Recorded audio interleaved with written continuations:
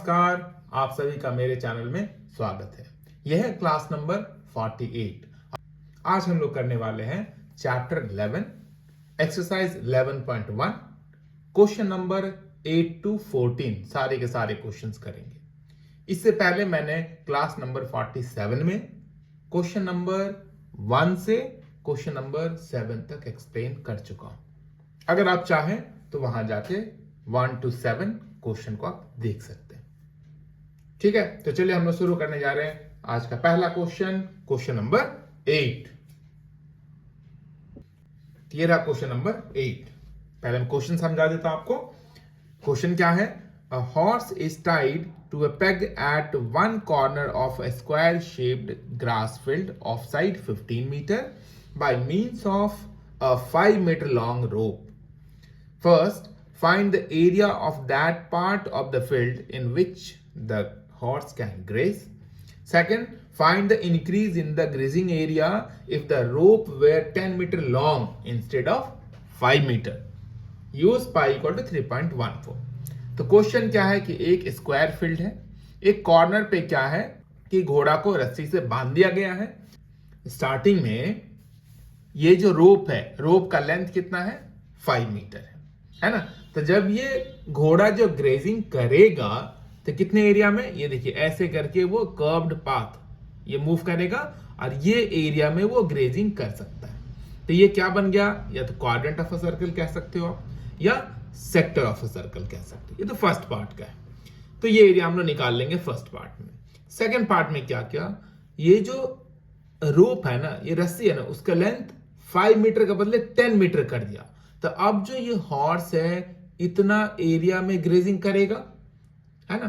तो अब कहता है कि न्यू एरिया कितना इंक्रीज हो गया, तो वो कैलकुलेट करना है। तो 1 by 1 मैं इसको समझा देता हूं कैसे करना है।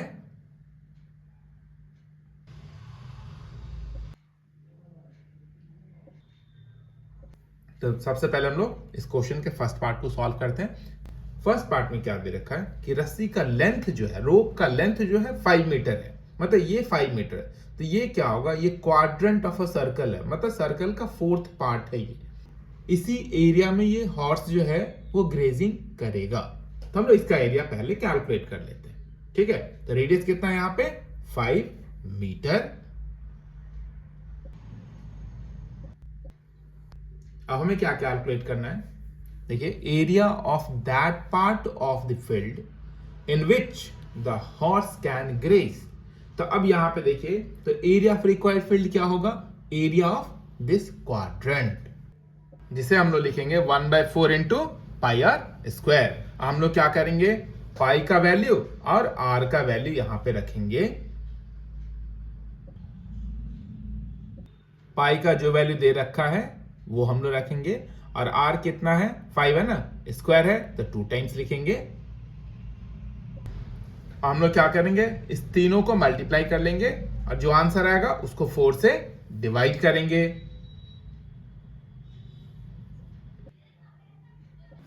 तो 25 को 3.14 से मल्टीप्लाई करने से आया 78.5। अब हम लोग क्या करेंगे? इसको 4 से डिवाइड करेंगे, जो हमें देगा 19.625 स्क्वायर मीटर। ये तो फर्स्ट पार्ट का आंसर आ गया। अब क्या किया सेकंड पार्ट में? ये जो रस्सी जो है, ये रोप जो है, उसका लेंथ इंक्रीज करके कर दिया 10 मीटर। वो मैं यहां पे शो कर देता हूं।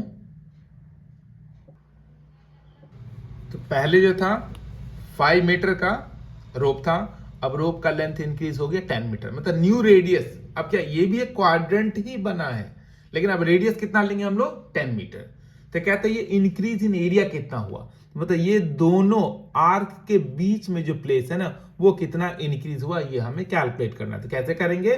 बड़े क्वाड्रेंट के एरिया में से इस छोटे क्वाड्रेंट के एरिया को हम लोग माइनस कर लेंगे, तो हमें पता चलेगा कि एरिया कितना इंक्रीज हुआ है। हमें ये वाला एरिया कैलकुलेट करना है। तो पहले हम लोग क्या करते हैं? Area quadrant A B C calculate कर लेते हैं। उसके बाद वो जो आंसर आएगा उसमें से ये अनशेडेड पार्ट वाला है ना, जो ये एरिया, ये हम लोग माइनस कर लेंगे। ठीक है, area of quadrant ABC equal to, same formula use करेंगे, सिर्फ रेडियस चेंज रहेगा। यहां पे भी है ना 1/4 पाई आर स्क्वायर, ये भी हो जाएगा 1/4 पाई कैपिटल आर स्क्वायर। तो इसको मैंने कैपिटल आर लिया है। तो अब हम लोग यहां पे मैंने लिख दिया कैपिटल आर। तो हम लोग क्या करेंगे, पाई का जो 3.14 है ये वैल्यू रखेंगे और आर का वैल्यू यहां पे 10 रखेंगे।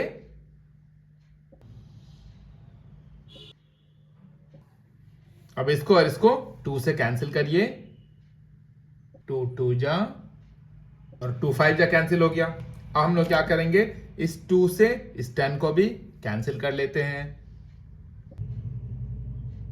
तो मल्टीप्लाई कर लीजिए 5 को 5 से, फिर 3.14 को। तो हमें पता है कि इस तीनों को मल्टीप्लाई करने से कितना है 78.5। तो इस तीनों को भी मल्टीप्लाई करने से कितना आ जाएगा 78.5। तो क्वाड्रेंट ABC का एरिया कितना आ गया 78.5 स्क्वायर मीटर। हमें चाहिए ये ग्रीन वाला एरिया, तो क्या करेंगे हम लोग, ये बड़े वाले क्वाड्रेंट में से छोटे वाले क्वाड्रेंट के एरिया को माइनस कर लेंगे। Increase in area equal to 78.5 square metre minus 19.625 square metre. अब इसको हम लोग माइनस करेंगे, इसको माइनस करने से आएगा 58.875 स्क्वायर मीटर। तो दोनों पार्ट का आंसर आ गया। ये है फर्स्ट पार्ट का आंसर और ये है सेकंड पार्ट का आंसर। ठीक है, तो हम लोग करते हैं क्वेश्चन नंबर 9।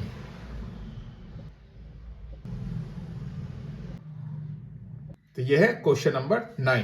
पहले देखिए क्वेश्चन क्या है। A brooch is made with the silver wire in the form of a circle with diameter 35 mm. The wire is also used in making 5 diameters, which divides the circle into 10 equal sectors. First, find the total length of the silver wire required. Second, find the area of each sector of the brooch. तो अब यहां पे देखो आप, ये है कि actually एक सजावटी कोई सामान है, उसमें ये जो ब्लैक वाला दिख रहा है ना, एक्चुअली वो सिल्वर वायर्स है, सिल्वर वायर यूज किया गया। तो सिल्वर वायर देखो आप कहां यूज हुआ है, ये सर्कल बनाने में, और यहां पे ये 5 डायमीटर्स है, 1 2 3 4 5, ये 5 डायमीटर्स। तो जो भी ब्लैक वाला आपको दिख रहा है ना, एक तो सर्कल में है सिल्वर और ये 5 डायमीटर्स में सिल्वर है। तो ये 5 डायमीटर्स इंटरसेक्ट करने के बाद 10 इक्वल पार्ट्स में इस सर्कल को डिवाइड कर देता है। तो हमें पता लगाना है फर्स्ट पार्ट में वायर यूज किया गया है उसका लेंथ कितना है। सेकंड पार्ट में पूछा है जो ईच सेक्टर, यहां पर देख सकते हो ये जो सर्कल है 10 इक्वल सेक्टर में डिवाइड हो चुका है, तो एक सेक्टर का एरिया कितना होगा वो हमें बताना है। ठीक है, देखो कैसे करते हैं इसको। तो क्वेश्चन में हमें डायमीटर दे रखा है, डायमीटर कितना है 35 mm। तो रेडियस कितना हो जाएगा, इसका हाफ हो जाएगा। तो ये आ गया रेडियस 35/2। ठीक, फर्स्ट पार्ट में क्या हमें फाइंड करना है, find the total length of the silver wire required. तो सिल्वर वायर कहां कहां यूज किया गया है, 5 डायमीटर है और ये सरकमफेरेंस में है। तो लेंथ ऑफ सिल्वर वायर कितना हो जाएगा, total length of silver wire required equal to, यहां पे 5 डायमीटर है तो 5 इंटू डायमीटर लिखो आप, प्लस सरकमफेरेंस, क्योंकि यहां पे भी तो सिल्वर वायर ही यूज हुआ है आउटर एज में, तो वो क्या हो जाएगा सरकमफेरेंस ऑफ द सर्कल। ये इतना आ गया 5d प्लस सरकमफेरेंस। तो डायमीटर हम लोगों को पता ही है कितना है 35, तो ये हो गया 5 इंटू 35 प्लस सरकमफेरेंस कितना आ जाएगा 2 पाई आर। तो यहां पे पाई और आर का वैल्यू रखेंगे हम लोग, इसको साथ में मल्टीप्लाई भी कर लेते हैं।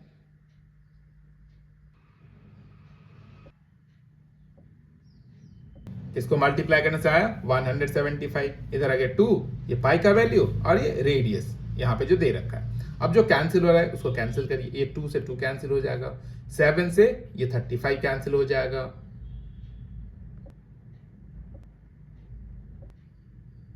कैंसिल हो गया। अब 22 5 जा कितना हो जाएगा 110। अब इस दोनों को हम लोग ऐड करेंगे, तो इसको ऐड करने से आया 285 मिलीमीटर।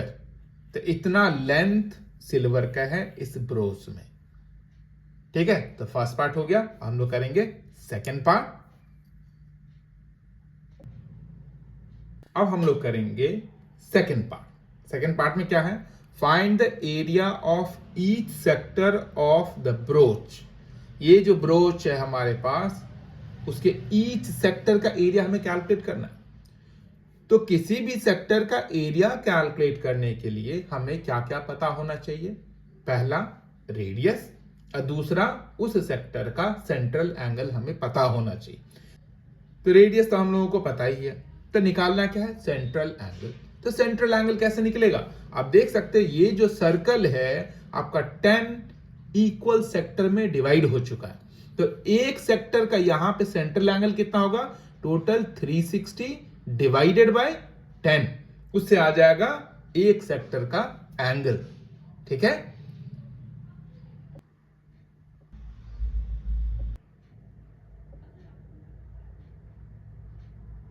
तो सेंट्रल एंगल कितना आ गया 36 डिग्री। 360 divided by 10 36 degree. तो हमारे पास थीटा आ गया, हमारे पास आर ऑलरेडी है, तो आराम से हम लोग area of each sector calculate कर सकते हैं।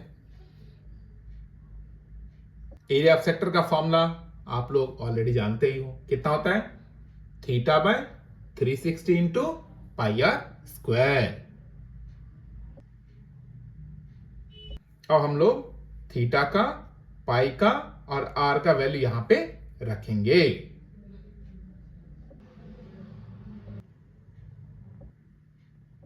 तो सारा वैल्यू हमने रख दिया। अब क्या करेंगे, जो टर्म कैंसिल हो रहा है उसको कैंसिल करेंगे, है ना। जैसा आप देख सकते हो 36 10 जा ये कैंसिल हो जाएगा, 7 5 जा ये भी कैंसिल हो जाएगा, 2 11 जा ये भी कैंसिल हो जाएगा।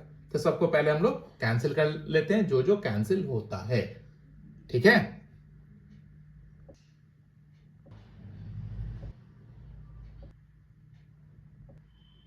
अब इस 5 से इस 10 को कैंसिल कर लेते हैं हम लोग।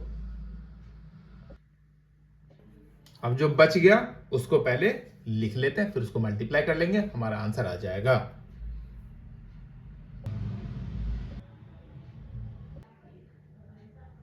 तो यही आ गया फाइनल आंसर। इस तरह क्वेश्चन नंबर 9 भी हो गया। अब हम लोग करते क्वेश्चन नंबर 10। तो ये रहा क्वेश्चन नंबर 10। क्या है, an umbrella has 8 ribs which are equally spaced. Assuming the umbrella to be a flat circle of radius 45 centimeter, find the area between the two consecutive ribs of the umbrella. ठीक है, तो इस umbrella को आप ऐसे consider कर सकते हो कि एक फ्लैट सर्कल है, इसके ये 8 रिब्स है। तो यहां पे क्या, find the area between the two consecutive ribs. तो यानी कि ये देख सकते हो आप, ये क्या बन रहा है, सेक्टर बन रहा है। तो एक सेक्टर का एरिया चाहिए हमें।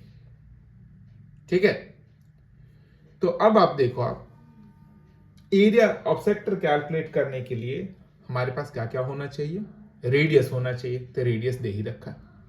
फिर क्या चाहिए, सेंट्रल एंगल चाहिए, यानी कि थीटा होना चाहिए। तो थीटा तो हम लोग निकाल लेंगे। टोटल कितना होगा 360 डिग्री।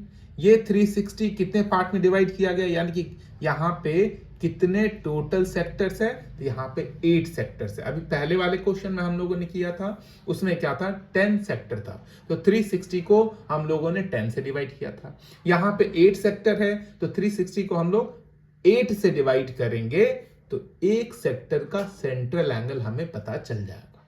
ठीक है, तो देखिए कैसे करना है इसको।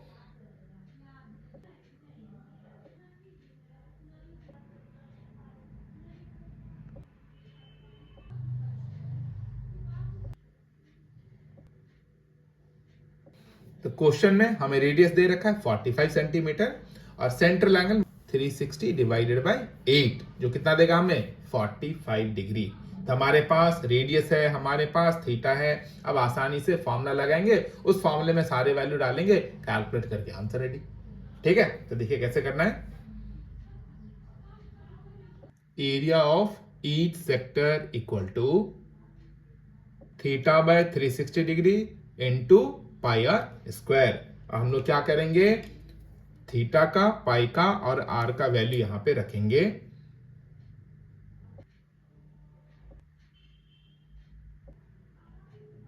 जो कैंसिल हो रहा है उसको कैंसिल करेंगे। तो 45 8 जा होता है 360, यानी कि 45 से 360 को कैंसिल करिए। फिर 8 और 22 को कैंसिल करिए, दोनों 2 के टेबल में आ रहे हैं, तो 2 से कैंसिल करते हैं इसको। 2 4 जा और 2 11 जा। अब जो बच गया उसको हम लोग पहले लिख लेते हैं, फिर मल्टीप्लाई करेंगे इसको। तो बच गया 11 इंटू 45 इंटू 45, ये रहा। इधर कितना बच गया 4 इंटू 7। अब इसको हम लोग मल्टीप्लाई कर लेते हैं। तो इस तीनों को मल्टीप्लाई करने से आया 2275 डिवाइडेड बाय 7 4 जा 28। अब इसको मैं डिवाइड कर लेता हूं। इसको डिवाइड करने से आया 795.54 स्क्वायर सेंटीमीटर। ठीक है, तो यही आ गया फाइनल आंसर। तो क्वेश्चन नंबर 10 भी हो गया। अब हम लोग करते हैं क्वेश्चन नंबर 11। ये रहा क्वेश्चन नंबर 11। क्या है, a car has 2 wipers which do not overlap. Each wiper has a blade of length 25 centimetre sweeping through an angle of 115 degree. Find the total area cleaned at each sweep of the blades. तो आपने car के wipers को देखा ही होगा। तो wiper क्या करते हैं, ऐसे करके वो क्लीन करता रहता है ना। तब आप देख सकते हो, मान लेते कि यहां से ये मूव करना शुरू किया और यहां तक आया, तो शेप क्या बनेगा, एक पूरा का पूरा सेक्टर बन जाएगा। तो यहां पे कितना सेक्टर बनेगा, 2 सेक्टर बनेगा, क्योंकि 2 वाइपर्स है और दोनों को दोनों सेक्टर क्या होगा, आइडेंटिकल होगा। तो कितना एरिया क्लीन हुआ कैसे निकालेंगे हम लोग, एक सेक्टर का एरिया निकालेंगे और उसको 2 से मल्टीप्लाई कर देंगे। ठीक है,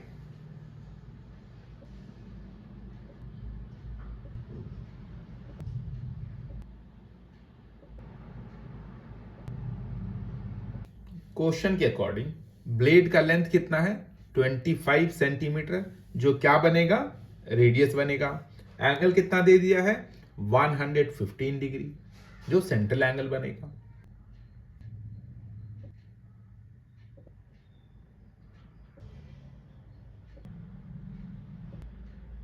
तो ये रेडियस और सेंट्रल एंगल दे रखा है। अब हम लोग कैलकुलेट करेंगे area clean equal to, total area clean equal to कितना हो जाएगा, area of 1 sector multiply by 2, क्योंकि यहां पे 2 सेक्टर बना है, 2 वाइपर है तो 2 सेक्टर बनेगा। यहां पे मैंने मल्टीप्लाई 2 क्यों लिखा, आपको पता चल ही चुका है, क्योंकि 2 सेक्टर है। अब हम लोग क्या करेंगे, इसमें थीटा का, पाई का और आर का वैल्यू रखेंगे।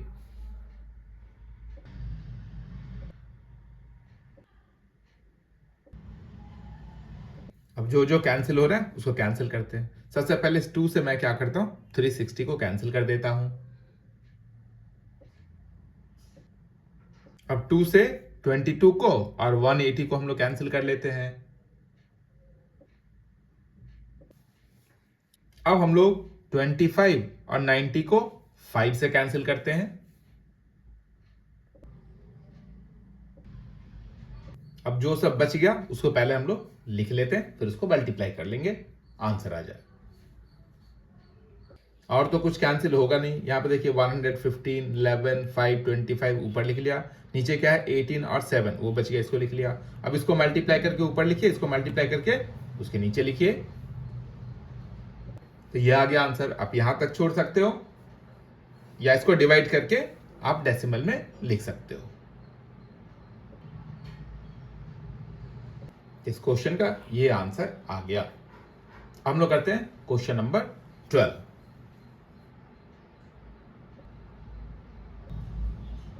ये रहा क्वेश्चन नंबर 12। तो देखिए क्वेश्चन क्या है, to warn a ships for underwater rocks a lighthouse spread a red coloured light over a sector of angle 80 degree to a distance of 16 kilometer. Find the area of the sea over which the ships are warned. Use pi equal to 3.14. तब आप देख सकते हो question में clear वो लिख दिया है, जितने एरिया तक वो लाइट स्प्रेड हो रहा है उसका शेप क्या है, सेक्टर है। ठीक है, तो सेक्टर का एंगल कितना है, 80 डिग्री। और जो डिस्टेंस दे रखा है ना कि कितना डिस्टेंस तक वो लाइट स्प्रेड हो रहा है, वो क्या होगा, रेडियस ऑफ द सेक्टर।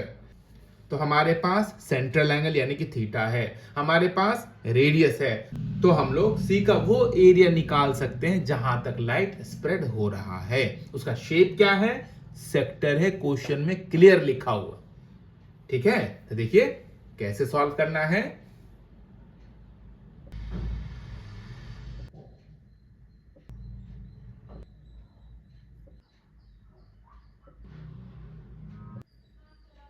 तो ये वो पार्ट है जहां तक लाइट स्प्रेड हो रहा है। तो रेडियस है 16.5 किलोमीटर, सेंट्रल एंगल आ गया 80 डिग्री।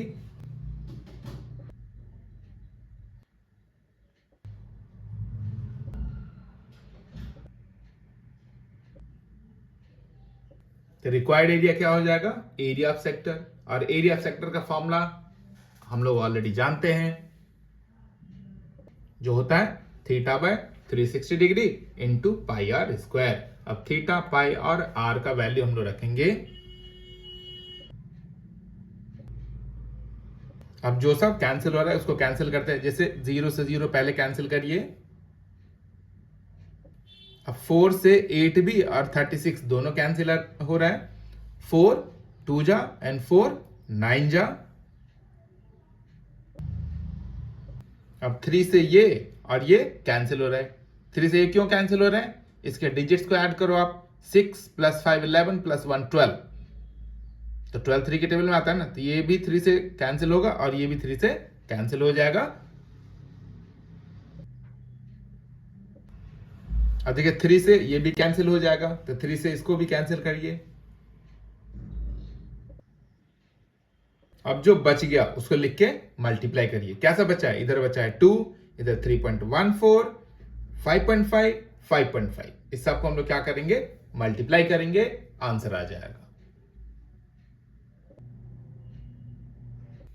इसको मल्टीप्लाई करने से आया 189.97 किलोमीटर स्क्वायर। तो यही आ गया फाइनल आंसर। तो अब हम लोग करते हैं नेक्स्ट क्वेश्चन।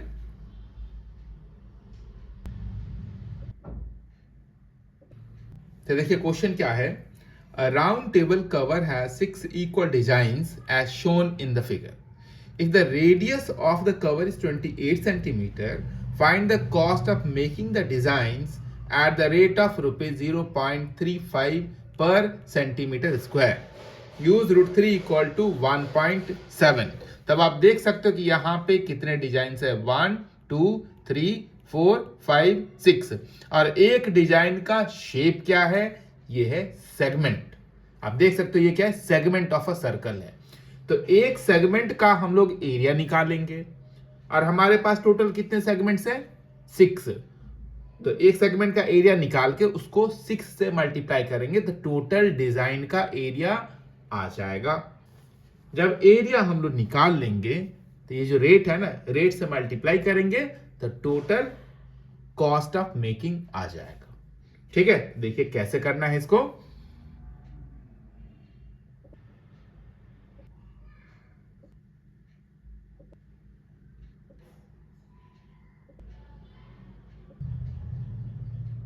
तो सबसे पहले क्वेश्चन में जो दे रखा उसको हम लोग कलेक्ट करेंगे। रेडियस कितना है, 28 सेंटीमीटर है। सेंट्रल एंगल बताऊंगा कैसे निकालना है, रेट दे रखा है और √3 का वैल्यू दे रखा है। ठीक है, अब हमें निकालना है ये सेंट्रल एंगल। तो इसको कैसे निकालेंगे, यहां पे हमारे पास कितने हैं, 6 डिजाइन है ना। तो ये जो एक डिजाइन का यानी कि एक सेगमेंट का अगर हम लोग एंगल कैलकुलेट करेंगे तो टोटल 360 एंगल को 6 से डिवाइड करना पड़ेगा। जैसे 6 से डिवाइड करेंगे तो एक सेगमेंट सेंटर पे कितना एंगल सबटेन कर रहा है वो पता चल जाएगा। ठीक है,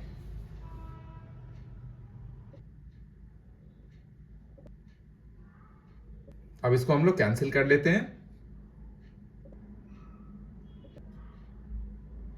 तो सेंट्रल एंगल कितना आ गया 60 डिग्री। और √3 का वैल्यू ऑलरेडी दे रखा है, √3 इक्वल टू कितना 1.7।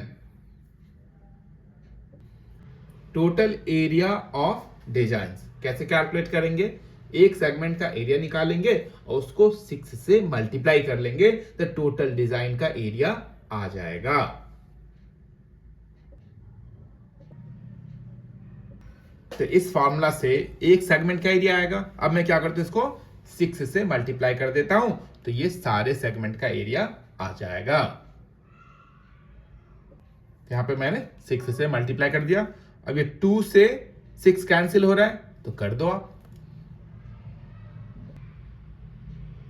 अब हम लोग आर का, पाई का और थीटा का वैल्यू इसमें रखेंगे।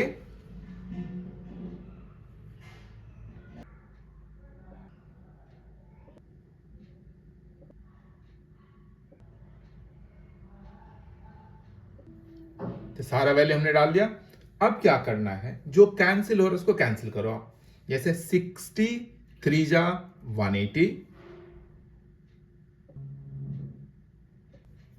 अब जो बच गया उसको लिखते हैं और साइन 60 का वैल्यू भी रख लेते हैं। साइन 60 का वैल्यू कितना होता है √3/2।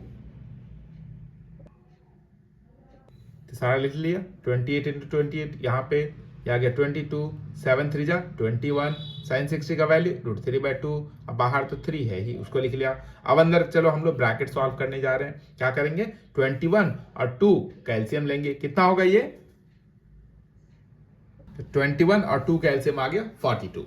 अब 21 के टेबल में ये एलसीएम यानी कि 42 कितने टाइम्स में आता है, ये आता है 2 टाइम्स में। उस 2 को हम लोग ऊपर मल्टीप्लाई करेंगे तो 2 × 22 कितना हो जाएगा 44। अब यहां पे 2 से हम लोग 42 को डिवाइड करेंगे तो 2 के टेबल में 42 कितने टाइम्स में आएगा 21 टाइम्स में। उस 21 को हम लोग √3 से मल्टीप्लाई करेंगे। अब मैं क्या करता यहां पे √3 का साथ में वैल्यू भी रख देता। ठीक है, तो 21 × 1.7 आ जाएगा। अब जो कैंसिल हो रहा है उसको कैंसिल करिए। 3 के टेबल में 42 आता है 14 टाइम में। अब इस 14 से 28 को कैंसिल कर लीजिए।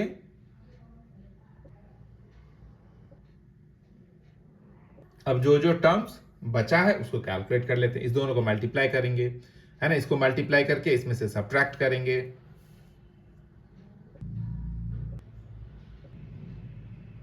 ये आ गया 28 2 जा 56। इधर है 44 माइनस 21 × 1.7 हमें कितना देगा 35.7। अब 44 में से इसको माइनस करिए। अब इस दोनों को हम लोग मल्टीप्लाई करेंगे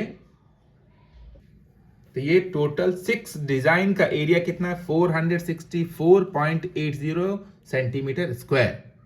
हमें क्या निकालना है, मेकिंग चार्ज यानी कि मेकिंग कॉस्ट कितना है। तो रेट तो दे रखा है ना, वो मैं रेट लिख देता हूं यहां पे। रेट का मतलब हुआ कि 1 सेंटीमीटर स्क्वायर का कितना पे करेंगे हम लोग ₹0.35। तो 464.80 सेंटीमीटर स्क्वायर का कितना पे करेंगे, तो सीधा इस दोनों का मल्टीप्लाई कर लो। मेकिंग चार्ज आपको पता चल जाएगा इस डिजाइन का।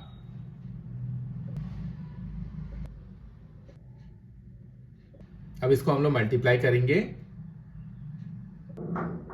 तो मेकिंग कॉस्ट आ गया ₹162.68। तो इतना आ गया टोटल कॉस्ट ऑफ मेकिंग। ठीक है, तो ये क्वेश्चन भी हो गया। अब हम लोग करते हैं लास्ट क्वेश्चन इस चैप्टर का। तो question number 14, tick the correct answer in the following.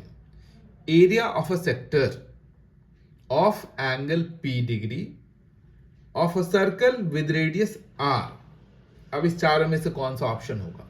तो क्वेश्चन में दे रखा है सेंट्रल एंगल P यानी कि थीटा हमारा P है, रेडियस हमारा R है, तो एरिया ऑफ सेक्टर इस सब में से कौन सा आंसर होगा, कौन सा ऑप्शन आएगा?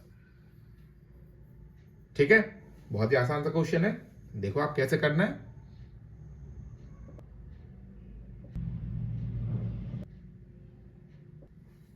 तो रेडियस दिया है R और सेंट्रल एंगल कितना दे रखा है? P degree. ठीक है, तो हमें क्या कैलकुलेट करना है? Area of sector. तो ये रहा एरिया ऑफ सेक्टर का formula, theta by 360 degree into pi r square. हम लोग क्या करेंगे? थीटा का और R का वैल्यू रखेंगे यहां पे। तो ये ऑप्शन आप देख रहे हो किसी से भी मैच नहीं हो रहा है। ठीक है, तो क्या करेंगे हम लोग? यहां पे देखिए, अगर मैं इस वाले एक्सप्रेशन को 2 से मल्टीप्लाई और 2 से डिवाइड करूं तो इस ऑप्शन से मैच हो जाएगा। ये ऑप्शन को देख के हमें सोचना पड़ेगा। ठीक है, तो चलिए ये कितना हो जाएगा? P बाई, अब 360 को 2 से मल्टीप्लाई करेंगे तो कितना आ जाएगा? 720। तो 2 से हम लोगों ने इसको मल्टीप्लाई कर लिया तो कितना आ जाएगा? 2 पाई आर स्क्वायर। तब आप खुद देख सकते हो इस ऑप्शन से मैच हो गई है। तो ऑप्शन क्या है इसका? डी। तो ये रहा फाइनल आंसर। तो ये चैप्टर भी हो गया। अगर ये कंटेंट आपको अच्छा लग रहा है, सब कुछ समझ में आ रहा है, तो लाइक करिए, शेयर करिए और मेरे चैनल को सब्सक्राइब जरूर करिए। पढ़ाई करते रहिए, प्रैक्टिस करते रहिए, प्रैक्टिस से ही परफेक्शन आती है, ये आप भी जानते हो। चलिए, तो हम लोग मिलते हैं नेक्स्ट वीडियो में। चलिए, बाय बाय बच्चों।